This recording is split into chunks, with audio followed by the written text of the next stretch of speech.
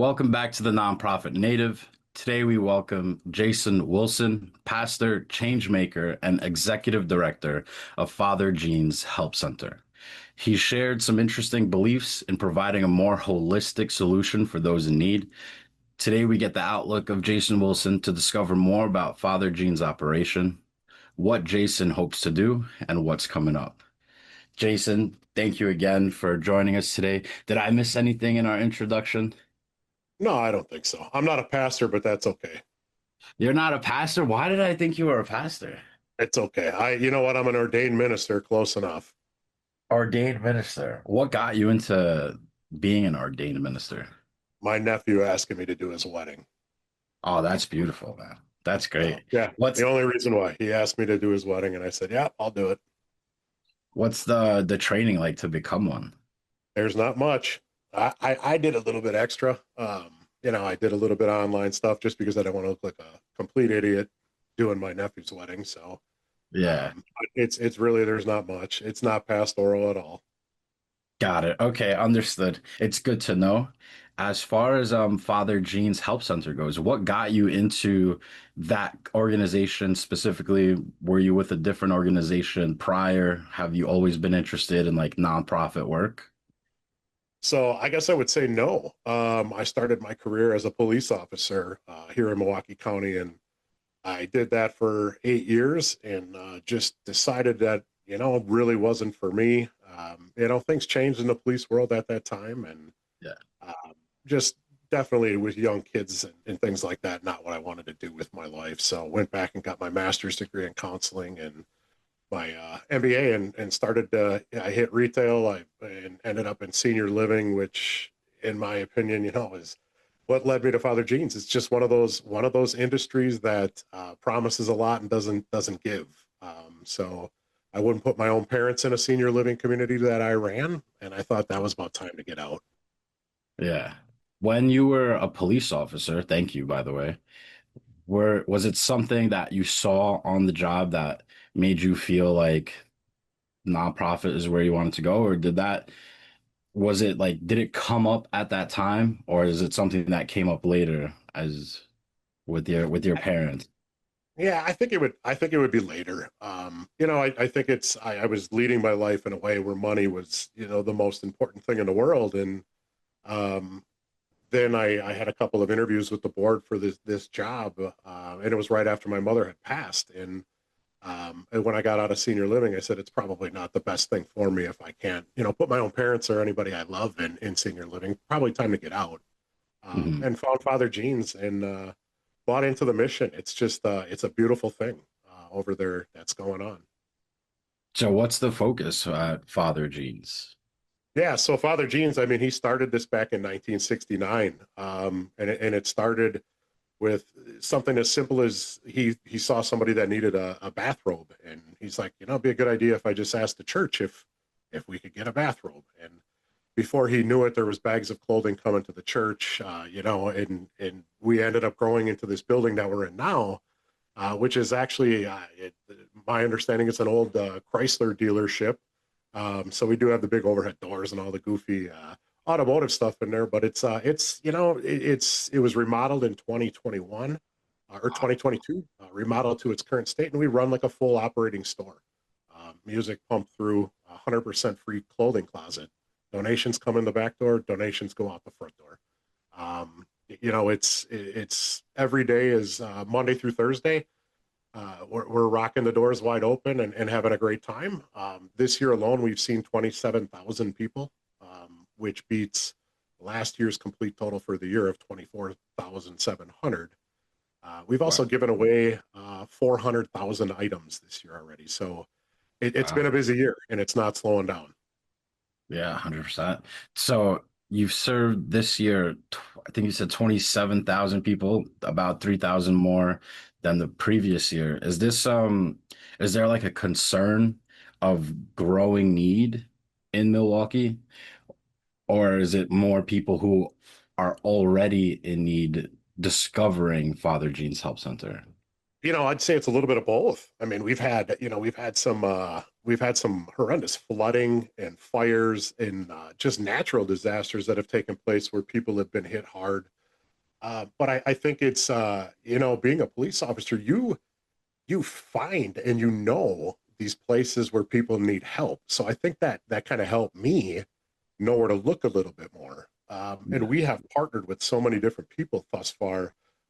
There's an organization called the Street Angels that does outreach to homeless people. Mhm. Um, we get blankets. We don't use blankets in the store, so we save those and bring those over to them. It's just working with different organizations, but finding out there's a huge need. And I think as we get further into this, you'll find out that I can give you clothes, but I can't do much else for you, and that's where our problems come in. Mhm. Mhm.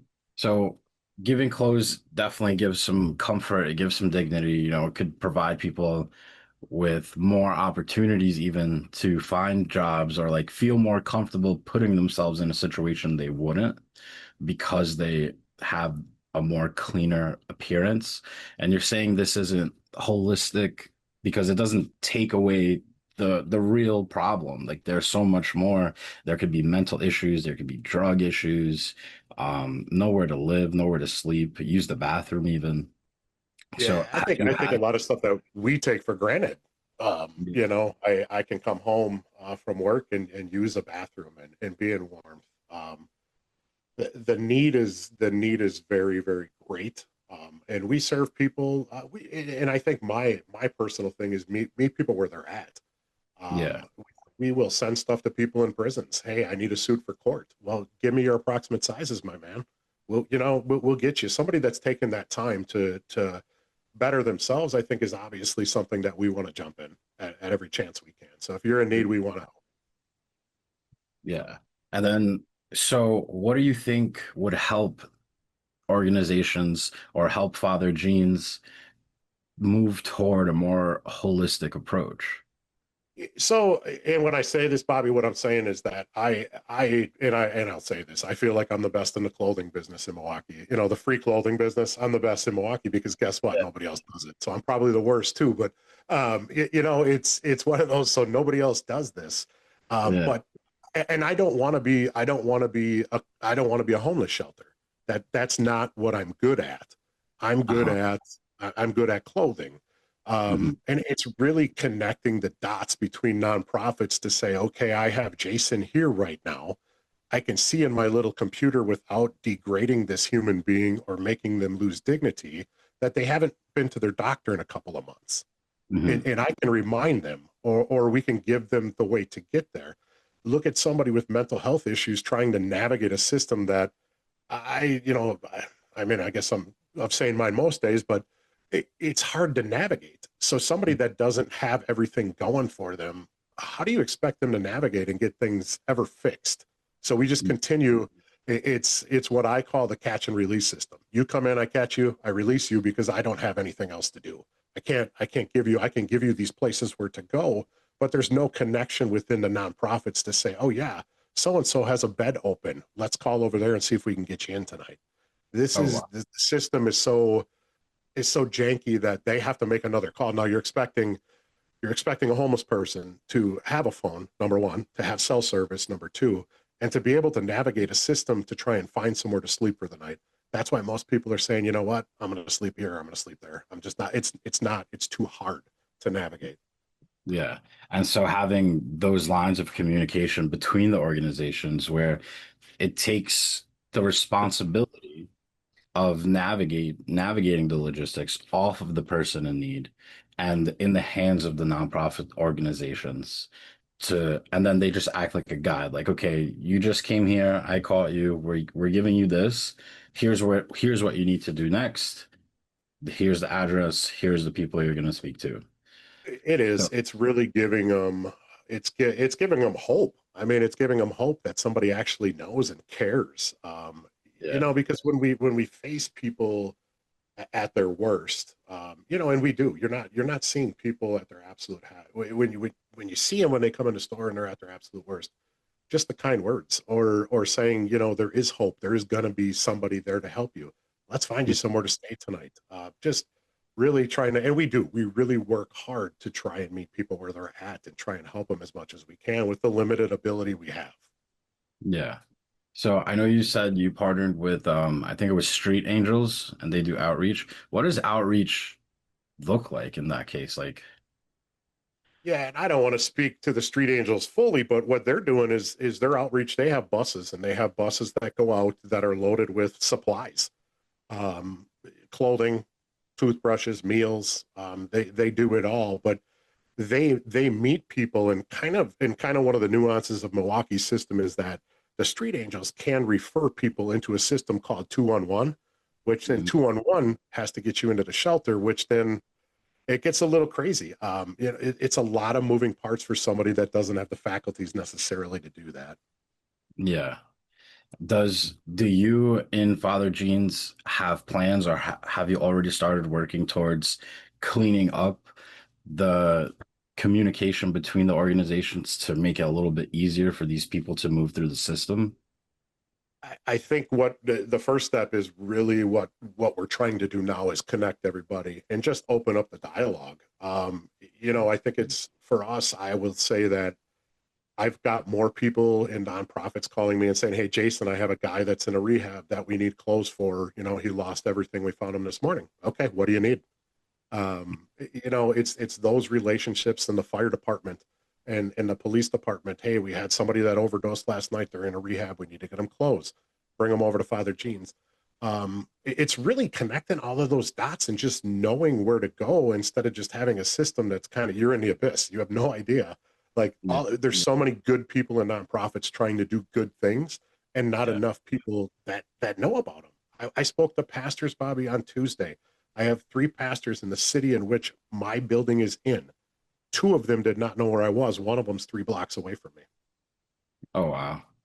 So it's and this is Milwaukee. This isn't a huge city. It's big, but it ain't huge. Yeah.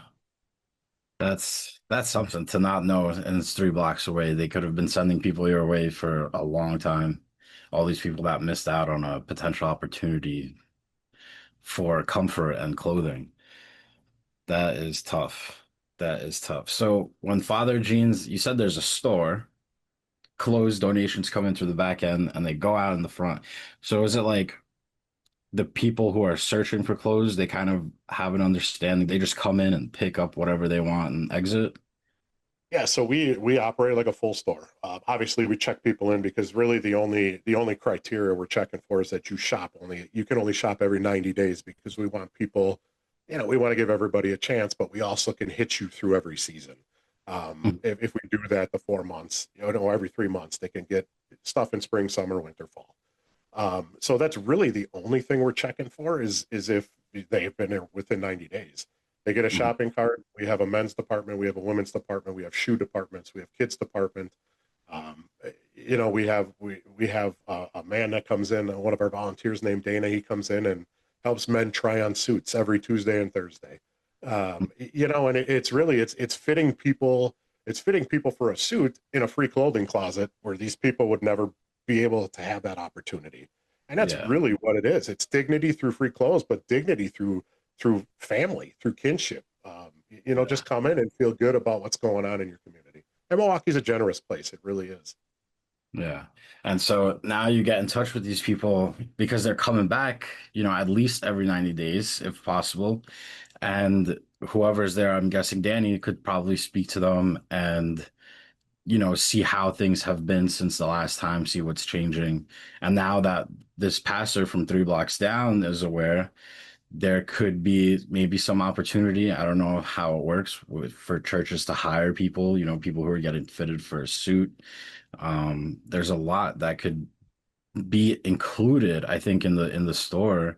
Like if you guys had all of this different information, you can have it present for the people who are coming to you.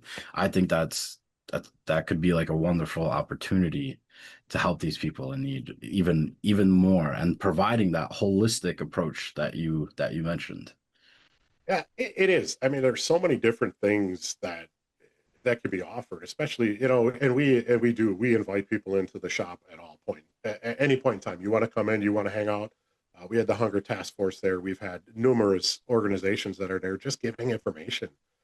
Yeah. And let's be honest, the immigrant population, it's real. And without getting into legal statuses and things like that, we don't care if you're, it's not our job to figure out if you're legal or not.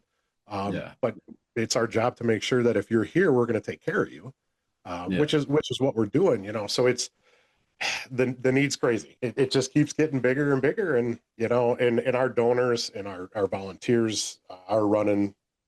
You know, we're giving away probably about 5 to 6 thousand items a day, um, and it's, you know, and we're only open for 5 hours. Wow. That's that's a lot. How do you manage to get so many donations? Giving away 400,000 different articles is that's a lot. It is, and I will go back to saying that Milwaukee, while we don't always treat each other well at all times, we are a very generous city. It really is. I have a face for radio, so if I get on the news for the next 2 months, our back door where the donation center is out of control. Hey, you know, we just had this fire. We're supporting these fire people, the victims of this fire. We had the entire back of our donation center with bags. We were getting 230, 240 donations a day, which is huge. Yeah. You know, for a little shop that there's 5 of us, there's 5 staff, and we are run 90% by volunteers, 98% by volunteers. It's an amazing thing to see. Wow. That's that's a lot. So and everything comes from people within Milwaukee around in the community. You know, I'm gonna, yeah, well, great, thanks for bringing this up. Yes, no, that is not true. It does, but not necessarily. I had a lady in Wisconsin. Anybody that's familiar with Wisconsin came from about 3.5 hours north of Milwaukee to bring stuff to us.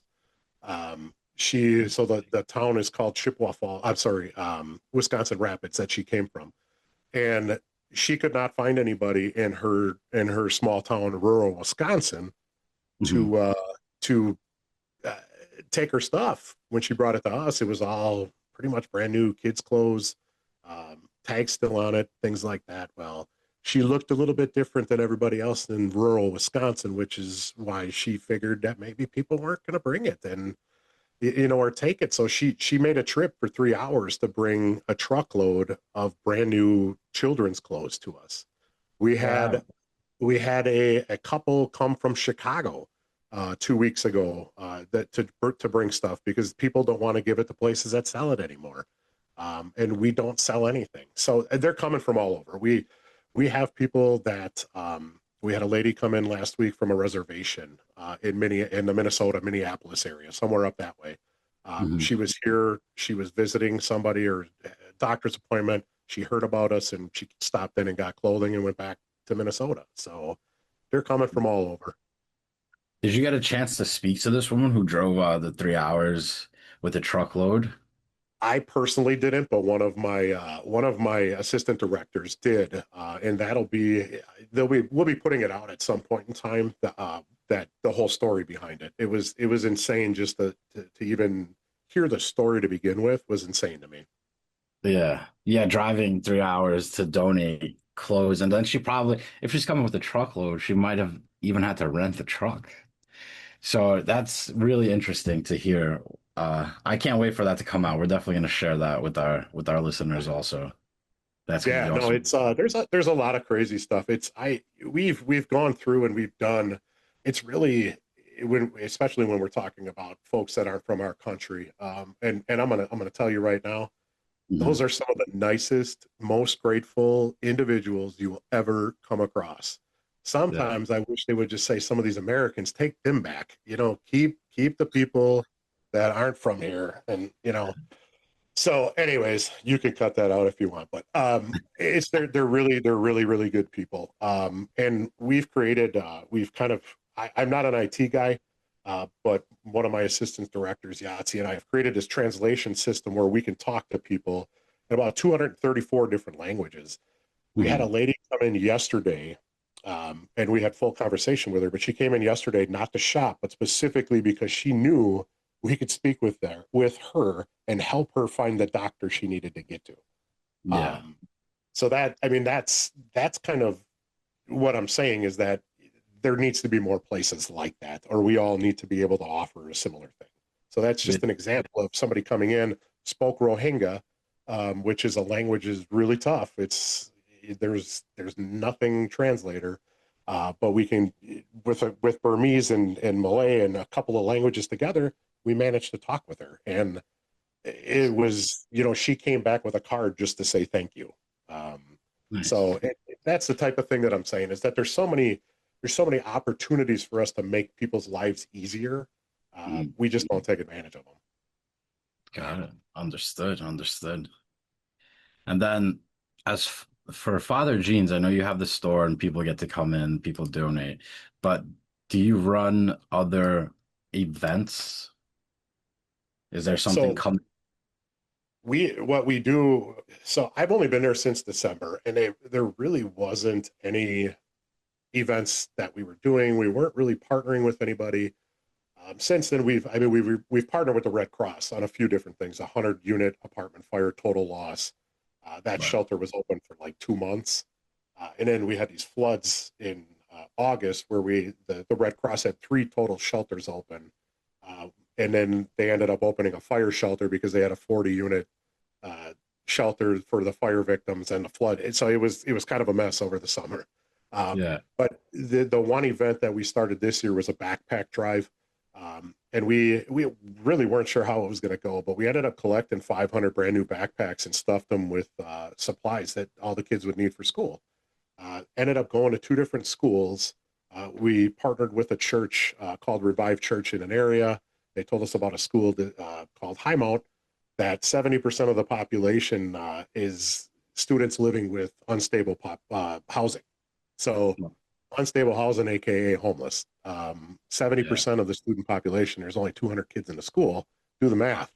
math. Yeah. It's a huge, so we were able to give every kid in that school a new backpack, and that's bringing back to a question that you asked, what got me into Father Jeans and nonprofit. It's because I can go home and feel good at the end of the day, instead of knowing that I didn't do anything good during the day. Yeah. Yeah. Makes it easier to fall asleep even knowing that you're out there and you're doing what you should be doing and you feel good about it. It does, and there's so many people out there doing it, and it's so awesome that you guys are giving people the opportunity to, to talk about all the great things that are going. Yeah. Wow, 70% of the student population. It's you, I never really look at it from that perspective, like being the marketing director at Wholesale Stock Deals and then doing the nonprofit native. I typically hear about adults that are in need. I'm aware that there are kids in need, but I never actually had a moment to like take it in where there are kids who are attending school daily and their life outside of school is not what someone might expect. So I think it's great that you guys started the backpack drive. That is quite It's something a to take. sad thing. I'm going to tell you right now. This principal, I'm talking to this principal, and he says to me, Jason, you will be getting a call from me the first day it gets cold outside, and I have three kids come in flip flops and no socks. Yeah, Um, so this is, I mean, it's real, and the weather in Wisconsin is not nice. We got a couple more weeks of whatever this is going on outside right now, but it's going to get cold, and these kiddos don't have stuff, so it's staying ahead of this as well, where we are preemptively putting boxes together with sweatpants and socks and some mhm, winter hats and gloves and boots and things like that, just so the school has it, because if you call me and I'm not available, that child's going to go without for another day. So yeah. it's really being, staying ahead of it. So how do you stay motivated in like your day to day, and how are you able to balance yourself? If you go into the store and you see these people in need and you get a chance to talk to them and you hear some of their struggles. What keeps you motivated, one, but then also what keeps you balanced, when might be difficult to hear so many hardships in such a short amount of time. Yeah. So, I mean, balance is a tough thing. I will say for me, if I speak personally, that I wasn't always a real spiritual person. Um, and it wasn't until this epiphany in my life with senior living and everything else that I realized that and it's my faith that drives me through at this point, and it never did before. And I'm not a crazy, I'm not going to come and knock on your door and ask you to follow me and wear white sneakers and all this goofy stuff. But I feel that there's a higher being that is not done with me yet. Mhm. And it took him 50 years to finally get me in the right direction. But now that he has me here, it's one of those things that I just feel I need to do. Yeah. I've been afforded a lot in my life, and while I make significantly less now than I did when I was in the corporate world, I am 150 times more happy now than I've ever been. So I think that really the nonprofit industry, and if you really buy in, if you're in it for the right reasons, the nonprofit industry itself will reward you on a daily basis. Some of them are going to be tough, but you Yeah. will be rewarded because you got to feel good if you're doing good. And if you're not, you're probably in the wrong business. Yeah. Yeah, 100%. I like that you mentioned that, maybe you're making less now, but you're being rewarded than when you were in corporate. I want to dig into that a little bit more because I know so many people who are in corporate and they can't actually handle like the stress that comes along with that job, but they also don't believe that there's another option for them. So how is it possible? Or, what can you tell me more details about what happened with the senior living situation that made you, because that's a big decision to make to leave corporate, that kind of income, maybe those kinds of benefits.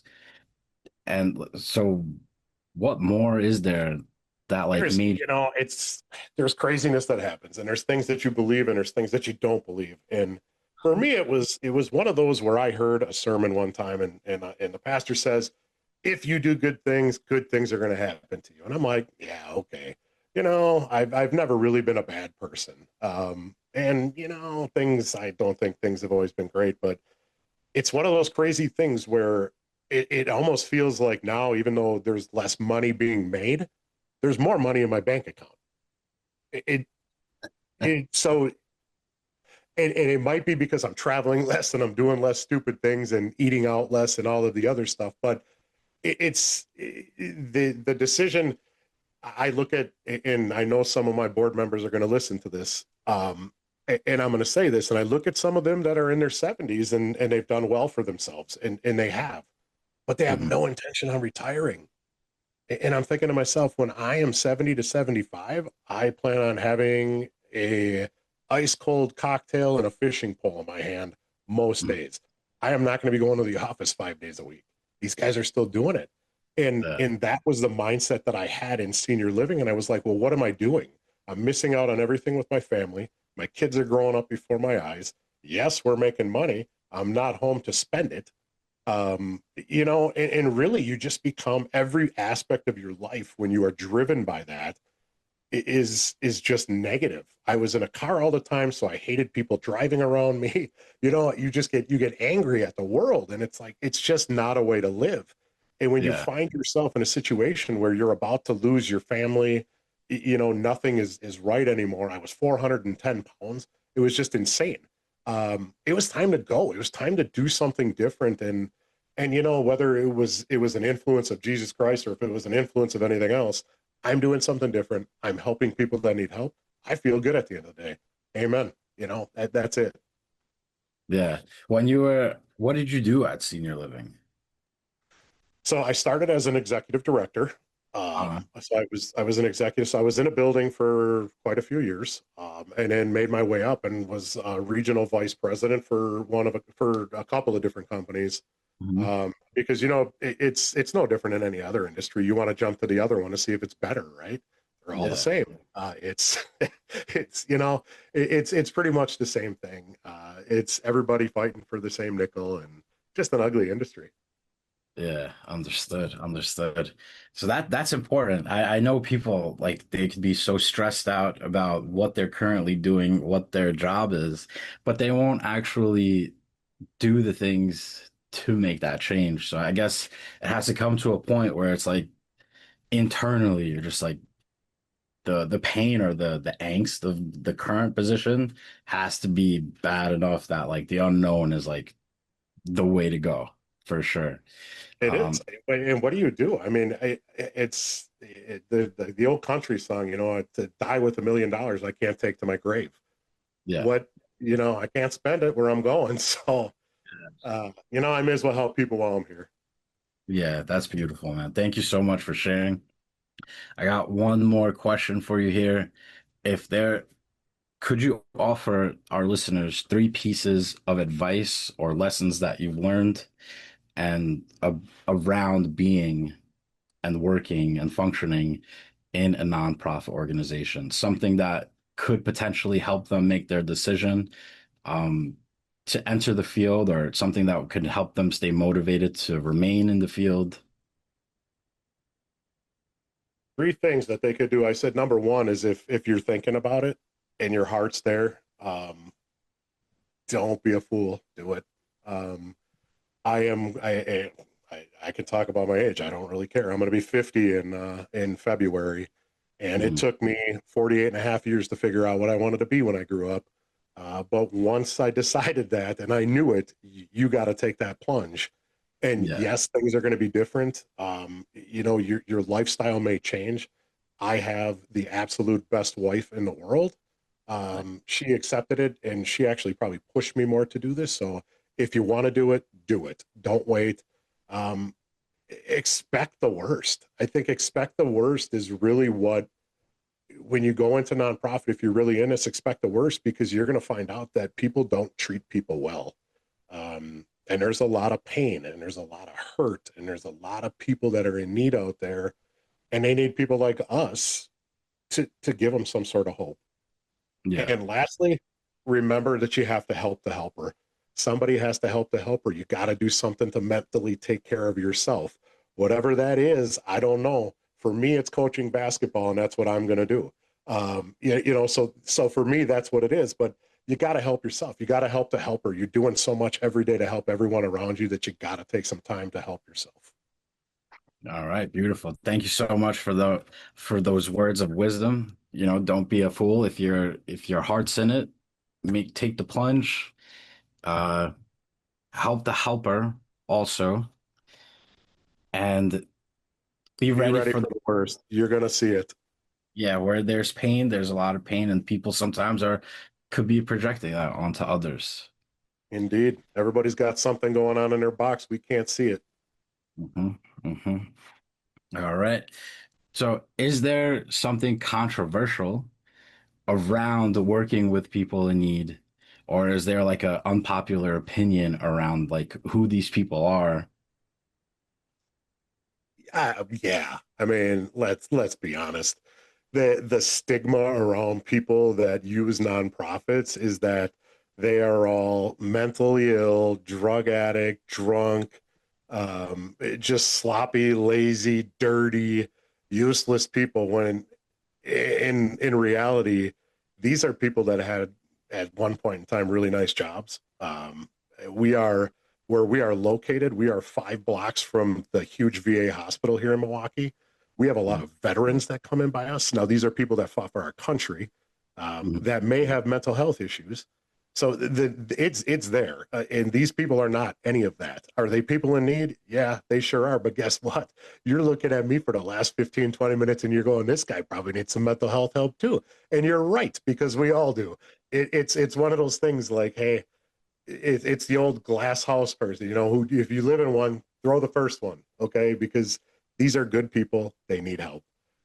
We have Democrats that want more programs and Republicans that want less programs, and neither one of them can figure out that they have to figure out how to connect the dots before we can do any of that. So Yeah. we need to work together, and there is a stigma. It needs to go away, because we have a lot of good people that just need help, and some of them aren't from here. Yeah. All right. All right, Jason, thank you so much for that. If you want to connect with today's guests, follow them on Instagram at Father Gene's Help. or Facebook, Father Gene's Help Center, or you can check them out on their website, fathergeneshelp.org. And of course, we'll be including their links in the episode description below. Thanks for tuning in to the Nonprofit Native, where mission meets momentum. Until next time, keep pushing forward and building the change you wish to see. All right. That was awesome, Jason. Thank you so much for joining me today. Thanks for having me.